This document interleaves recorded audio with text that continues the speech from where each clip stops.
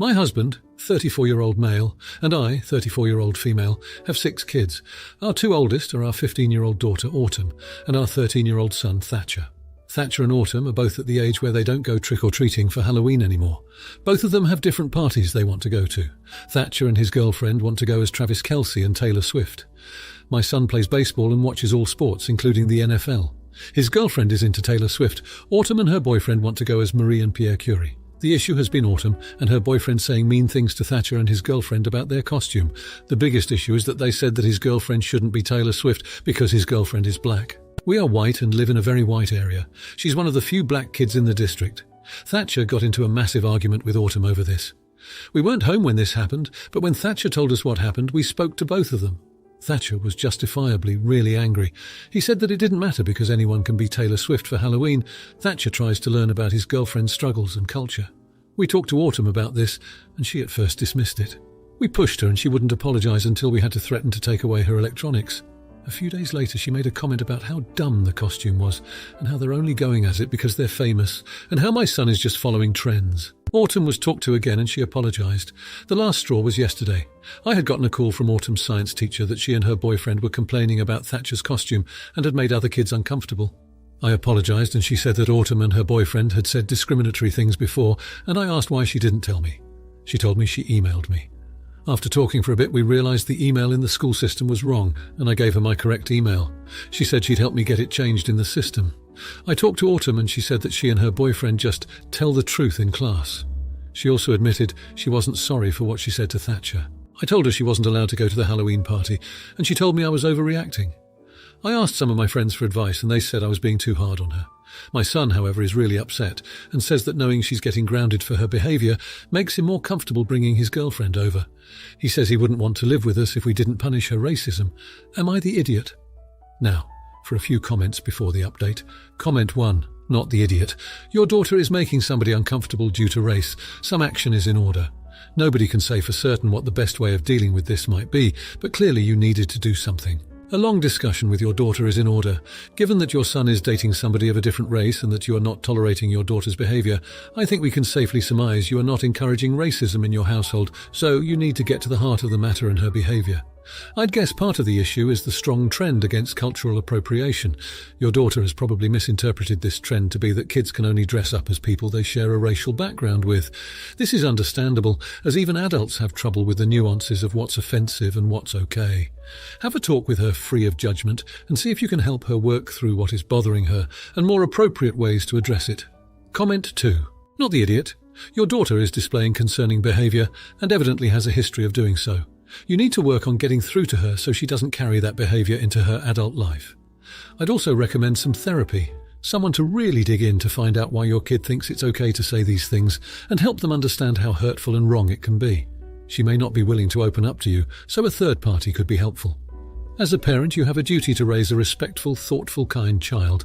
That means you need to take steps to understand why she is behaving as she is and change her mindset. If keeping her from going to her own Halloween event will accomplish that, then go for it. Comment 3. Absolutely the frick not. Not the idiot, and whoever these friends are, that you asked for advice from, and said you're being too hard on your daughter about being literally discriminatory, are not friends. They're closet racists themselves. Dump them. Immediately. Because that's probably where Autumn learned this behaviour from. Absolutely not. Now for the update. After I laid down the law with Autumn, it seemed like maybe, just maybe, things were going to simmer down. That's when the universe decided to prove me wrong. The morning after my last update, I found Thatcher in the kitchen, eyes puffy from lack of sleep. He confessed that his girlfriend's parents got wind of the situation and were fuming. They had confronted our family, understandably upset about the discriminatory comments. An emotional meeting ensued, and after many apologies we thought we had smoothed things over. That was until they pulled Thatcher's girlfriend from the school, citing a toxic environment. Word about the conflict spread like wildfire, and soon our quiet family life was interrupted by whispers and stares in our predominantly white neighbourhood. Yet, juxtaposed against the backlash, were voices of support from unexpected places. A group of parents from the school organised an anti-racism workshop, inviting our family to participate. It was an eye-opening experience for all of us, especially for Autumn, who sat there in stubborn silence. Autumn's boyfriend was another story. His parents, horrified by the news of his behaviour, had him transfer schools and enrolled him in counselling. Rumour has it he's been reaching out to Thatcher's girlfriend's family to apologise, though I don't know the details. Then came the bombshell. Autumn broke down one night, admitting that her boyfriend had been pressuring her to act a certain way, saying it was us against the world. She was terrified of losing him, so she adopted his twisted views. With him out of the picture, she was like a puppet with her strings cut, lost and confused. We started therapy for her too. It's a long road ahead, but she's beginning to understand the gravity of her actions. Thatcher, bless his heart, managed to navigate through this storm with a maturity beyond his years. He's become quite the advocate at school, speaking out against racism and organising inclusive events with the student council. His girlfriend, although at a different school, remains close to him, and they've become a symbol of resilience for many of our neighbours. As for the Halloween party, it never happened. The school cancelled it in favour of a community forum on inclusion and respect, and our family attended together. Thatcher and his girlfriend joined via video call, holding strong to their Travis Kelce and Taylor Swift costume plan. Autumn went as herself, stating it was time she stopped hiding behind characters and faced who she really needed to be. The mother inside me is exhausted, but I'm cautiously optimistic. We've been through the ringer, but somehow this mess has sparked crucial conversations in our community. I won't pretend everything is fixed, it's not. But maybe, just maybe, we've taken the first steps towards something better. Now for the comments. Comment 1. Not the idiot. Dealing with the aftermath of a discriminatory incident is a complex and emotionally charged process, and it sounds like your family is handling it with grace and accountability. The fact that Autumn's boyfriend transferred schools and sought counselling shows that he is taking steps to address his actions and their consequences. Meanwhile, Autumn admitting to being pressured and starting therapy indicates a level of self-awareness and commitment to personal growth that is commendable. It's also worth highlighting Thatcher's maturity and advocacy against racism. It's not easy for young people to stand up for what is right, especially in the face of peer pressure and societal issues. Your decision to cancel the Halloween party in favour of attending a community forum on inclusion and respect shows that your family is prioritising the well-being of the community and fostering a dialogue about difficult topics. It's an encouraging sign that the family is moving forward constructively and that the incident has not only been a learning experience for Autumn and her boyfriend, but for the entire community. Comment 2. Not the idiot. Firstly, it is admirable that some parents in the community have rallied to organise an anti-racism workshop in response to the incident. This kind of proactive approach can help educate and prevent future occurrences of bias and discrimination. Additionally, the fact that the girlfriend's parents decided to pull her out of school is a decision that rests entirely on their shoulders. While it's a drastic measure, it does not make your family responsible for the escalation. It is also worth noting that your family's involvement in the Community Forum on Inclusion and Respect is a testament to your commitment to fostering a more inclusive environment. Engaging in these community discussions is essential for creating lasting change. Lastly, the cautious optimism at the end of your story is a realistic and healthy perspective. Change does not happen overnight, and it's important to recognise the small steps towards progress while remaining vigilant and continuing to strive for improvement in societal attitudes towards racism. Comment 3. Not the idiot. The situation you have described is without a doubt challenging and fraught with emotion. However, it seems that your family has taken significant steps to address the situation responsibly. The support from other parents in the community is a silver lining, showing that your family is not alone in its stand against racism. This solidarity is crucial for community healing and preventing similar incidents in the future. Furthermore, the choice to cancel a social event like a Halloween party in favour of attending a forum on inclusion and respect is a powerful statement about your family's priorities. It demonstrates a willingness to sacrifice personal enjoyment for the greater good of promoting understanding and tolerance. The story of Autumn and her boyfriend, while difficult, may serve as a catalyst for necessary conversations around racism and inclusivity in your community. It's a reminder that even when faced with adversity, a family can contribute to fostering a more just and compassionate society. Now, for the next story. My husband passed away about 3 years ago. We were together for 9 years, married for 4 years at the time of his passing. He never had a great relationship with his parents, and he was very vocal about that to all of our friends. My husband and I kept our finances very private and did not share much with his parents, as my husband did not want them to be involved. His parents are decently well off and can provide for themselves. We would openly share finances with my parents, and during the term of our marriage we have taken financial help from my parents when needed, but we have never asked his parents to help us out at any time. My husband and I also had a home that we purchased together while we were engaged. I had some legal issues and his parents did have to sign a document, as we did not have a living will.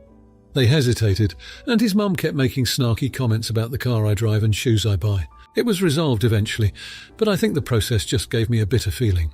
His parents waited to see if their names were listed as beneficiaries for any accounts we had, and after it was confirmed that they were not, they stopped contacting me. The last time they spoke to me was 2 years ago.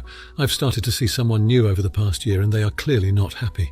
It's become a "why should she have anything from our son" mentality. I also lost my mum about 6 months ago. A few weeks ago, his parents called and demanded I give them all the wedding jewellery back that was received for our 2017 wedding, as it is not mine and belongs to his mum. Nothing given from any guests or his parents during the wedding was family heirlooms or passed down jewellery that would have sentimental value. They were just gifts from those who attended our wedding.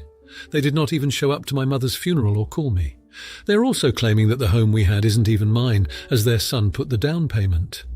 Untrue, as my parents had helped us put a large amount of the down payment for that home, but my husband never shared that with his parents, since we never wanted to rub it in their faces. They also think that their son funded everything and our entire lifestyle, which is another lie, as we had built our life with money that was made by both of us, not just him. In my perspective, I was married to their son. We both worked, built a life together. And any gifts given to me during my wedding or things purchased between money that their son and I made are not theirs. His mother has been harassing and calling my family, and it has been non-stop comments to the point where she questioned my upbringing that my deceased mother gave me. All my family members think they are disgusting to do this to their son's widow, but it also gets awkward as we are trying to be mindful that they lost their son.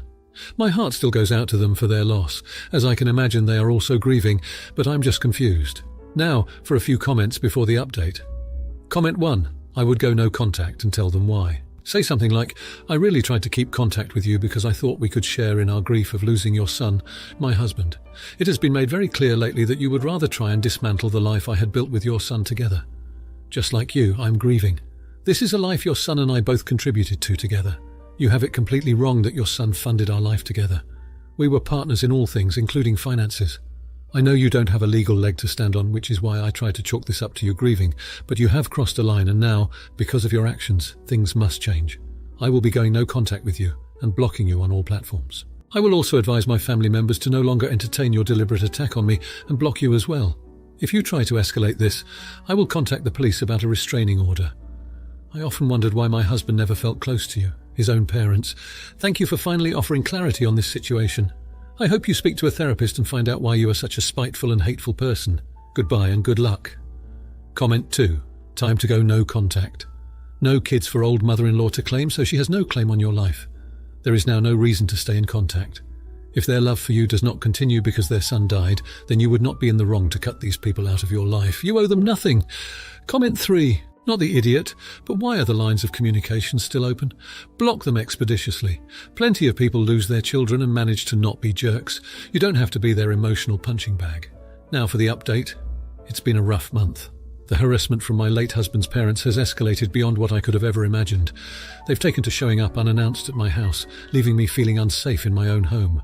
I've had to file for a restraining order, which was a lengthy and emotionally draining process. I never wanted to involve the legal system, but I was left with no choice. My new partner has been incredibly supportive, but the stress of the situation is taking its toll on our relationship. He's been patient and understanding, but I can tell it's hard for him to see me constantly upset and dealing with the fallout of my past.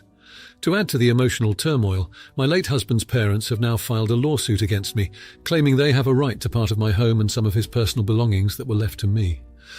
The thought of having to fight this out in court is overwhelming, and the legal fees are starting to pile up. It's like I'm being punished for moving on with my life. Last week they somehow contacted my employer, spinning a narrative of me being an ungrateful widow who took advantage of their son. My job has been supportive, but the gossip it has stirred up is humiliating, and it's affecting my professional reputation. What hurts the most is that they've managed to drive a wedge between me and some mutual friends who were unsure of who to believe. I've lost a couple of friendships because of their relentless campaign against me. It's like experiencing the loss of my husband all over again, but this time it's accompanied by a smear on his memory. Every day I'm just trying to find the strength to keep going and to hold on to the love and support of those who have stood by me through this nightmare. Now for the comments. Comment 1. Not the idiot. You are in a very difficult situation that no one should have to endure, especially after the loss of a spouse. It's important to recognise that you have every right to feel safe and secure in your own home. And the unannounced visits from your late husband's parents are a clear invasion of your privacy and personal space. Seeking a restraining order is a justified and necessary step in protecting yourself from what can only be described as harassment. Your emotional well-being is paramount, and it's unacceptable for anyone to make you feel unsafe, particularly in your own home. The fact that they are also reaching into your professional life by contacting your employer with false narratives is an alarming attempt to isolate and damage you socially and financially. It's a form of defamation that can have serious consequences on your career, and it's understandable that such actions would cause emotional strain. It's also particularly cruel that this is causing you to lose friendships and is tarnishing your late husband's memory, which should be preserved with respect and love, not embroiled in conflict. Your strength in this situation is commendable, and relying on the support of your new partner and those who stand by you is essential. Remember that you are not responsible for the toxic behavior of others, and you should not feel guilty for taking the necessary steps to defend yourself and maintain your peace of mind. The lawsuit over your home and belongings is another battle you should not have to fight alone, and I hope that you have legal support to address this unjust claim. Stay strong, and know that you are doing what's necessary to protect yourself and your future. Now for the next story. Am I the idiot? My mother-in-law was helping my husband with our baby. I got a notification on the baby camera in his crib and checked on it. When I opened it, my mother-in-law was talking about me to my husband. He was standing up for me, of course. She was lying to my husband about a conversation she and I had. I confronted her about what she said, and she is mad that I was snooping. Am I the idiot? Edit, FYI. I opened the camera because she told me the baby cries all the time, so I was checking to see if he was crying. I can tell what is wrong with him based on his cry. She was in the middle of a lie about me when I pressed the volume button. I did not linger. I heard the lie and immediately contacted my husband. Now for a few comments before the update. Comment 1. I'm happy to know you are so comfortable talking about me to my husband in my own home. Oh, I'm snooping. In my home. I'm so grateful that you felt comfortable talking about me behind my back in my home. Sorry, I watched the security cams I set up for my babe and accidentally caught you talking trash behind my back in my home. Sorry, that isn't snooping. It's almost as if you knew I'd snoop. For you to say something like that to my face without saying it to my face shows who you are as a person. Comment 2. FYI. I opened the camera because she told me the baby cries all the time, so I was checking to see if he was crying. I can tell what is wrong with him based on his cry. She was in the middle of a lie about me when I pressed volume on. I did not linger. I heard the lie and immediately contacted my husband. Comment 3. I don't understand how anyone could say YTA. Even if you were snooping, it's irrelevant. They had a conversation in front of a camera you had. She's deflecting, saying you're snooping makes her mad. She's in the wrong. Not the idiot, it couldn't be anything else. Now for the update. After our confrontation, she spun the narrative to the family that I was the one breaking trust by spying. This caused a huge rift, with relatives taking sides and my husband caught in the middle. It felt like a soap opera unfolding in real life. Things took an unexpected turn when my husband, weary of the family drama, suggested couples therapy. We started sessions last week and it's been enlightening. We've been working through our communication and trust issues, which apparently were more frayed than I realized. During therapy, my husband admitted that he was starting to feel overwhelmed by his mother's influence in our lives. It was a bombshell moment when he revealed that she had been making unsolicited comments about our parenting long before the camera incident. Just when I thought things couldn't get more intense, my mother-in-law showed up unannounced at our doorstep, in tears, with a handwritten apology. She confessed to having been seeing a therapist herself, which was a shock to everyone. Apparently the confrontation and the family drama had been a wake-up call for her as well. In the spirit of therapy and moving forward, we invited her in for a candid conversation. She admitted to feeling insecure after her own children grew up and left home, and realized she was imposing too much on our space. It was a moment of vulnerability we had never seen from her. The most dramatic twist came when my sister-in-law called to apologize after overhearing her mum's confession. She admitted to having felt coerced into taking sides and divulged that my mother-in-law has been struggling with the fear of being left out since my father-in-law passed away 2 years ago. So as it stands, we've all agreed to family therapy. The first session is in a few days and I'm cautiously optimistic. It feels like we might be at the beginning of a long road to healing decades of unspoken tensions. My husband and I are closer for it, and it seems that just maybe this mess has laid the foundation for a more honest relationship with my mother-in-law. Life is strange. It took a surveillance camera to start tearing down walls built up over years. Here's hoping the next update is about how we're all on a better path. Now for the comments. Comment 1. Not the idiot. Recognizing and addressing the issue of your mother-in-law's behavior is a crucial step towards healing your family dynamics. It's understandable to feel betrayed when someone close to you lies and causes a rift, especially when it pertains to sensitive topics such as parenting. It's commendable that your husband was proactive in suggesting couples therapy as a means to address these issues, showing a commitment to your relationship and to improving the situation. The fact that your husband opened up about his mother's unsolicited comments during therapy indicates that he values transparency and your feelings, which is a healthy foundation for any marriage. Moreover, your mother-in-law's gesture of showing up with a handwritten apology and her willingness to see a therapist demonstrate her acknowledgement of her mistakes and her intention to change. This level of self-awareness and accountability is a positive sign and could potentially lead to healing the fractured family ties. Lastly, your sister-in-law's apology and the shared insight into your mother-in-law's struggles since the passing of your father-in-law adds context to her actions, though it does not excuse them.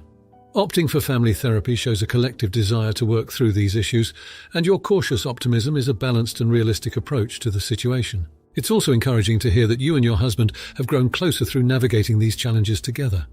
Comment 2. Not the idiot. It's important to acknowledge the emotional complexities that come with family disputes. Your mother-in-law's actions, while hurtful, appear to stem from her own insecurities and grief, which she is now addressing through therapy. The fact that she took the initiative to apologize and expressed a wish to engage in family therapy is a significant step towards reconciliation. The presence of an apology, especially a handwritten one, indicates a level of sincerity and personal reflection. It's also quite positive that you and your family are willing to engage in a candid conversation about the boundaries that have been crossed and the impact of her actions. Establishing open communication is essential in resolving interpersonal conflicts and moving forward. It's also worth noting the role of grief in your mother-in-law's behavior.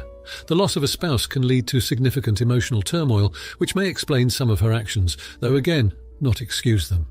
The willingness of your sister-in-law to mend fences and offer her own apology suggests that your mother-in-law's behavior might have influenced her as well, and now the family appears ready to heal together. This shows a collective responsibility to the family unit and a shared goal of resolving the underlying issues. Comment 3. Not the idiot. Your response to the situation shows a great deal of patience and willingness to understand the underlying issues that led to the conflict.